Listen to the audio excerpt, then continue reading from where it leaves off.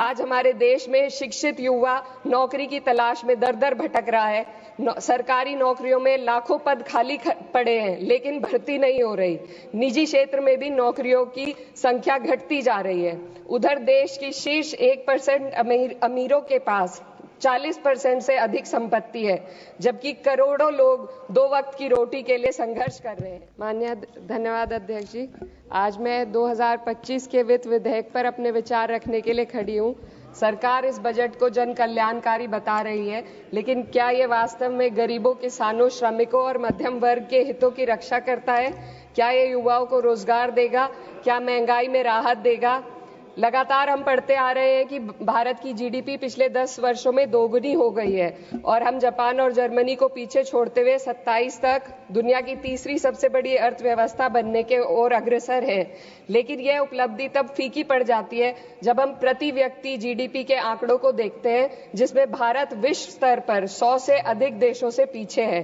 23-24 के लिए स्थिर कीमतों पर प्रति व्यक्ति जीडीपी केवल 1,24,600 रुपए है।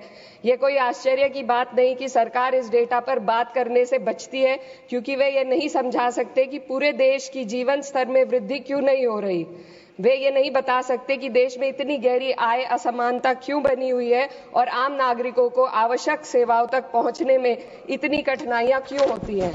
सरकार दावे करती है कि भारत की अर्थव्यवस्था दुनिया में सबसे तेजी से बढ़ रही है, लेकिन इस विकास का लाभ केवल अमीरों को मिल रहा है। आज हमारे देश में शिक्षित युवा नौकरी की तलाश में दर दर भटक रहा है।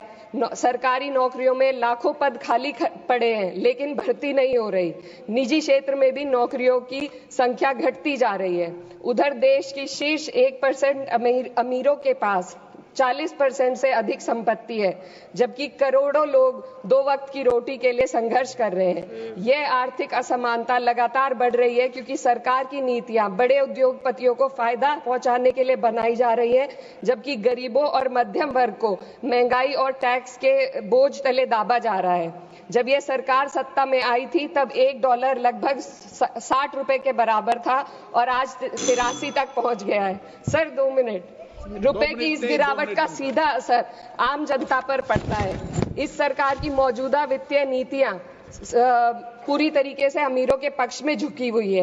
भारत एक समाजवादी देश है जहां सरकार का कर्तव्य है कि शिक्षा, स्वास्थ्य, यातायात जैसी बुनियादी सुविधाओं का लाभ अपने नागरिकों को पहुंचाए और उन्हें समान अवसर और सुरक्षा दे। भारत के सरकारी स्कूलों और अस्पताल की हालात लगातार बद से बदतर होते जा रहे हैं। सर बस किसानों पर अपनी बात रखना चाहती हूँ। हमारा देश तब तक सशक्त नहीं हो सकता जब तक हमारे किसानों को उनका हक नहीं मिलता।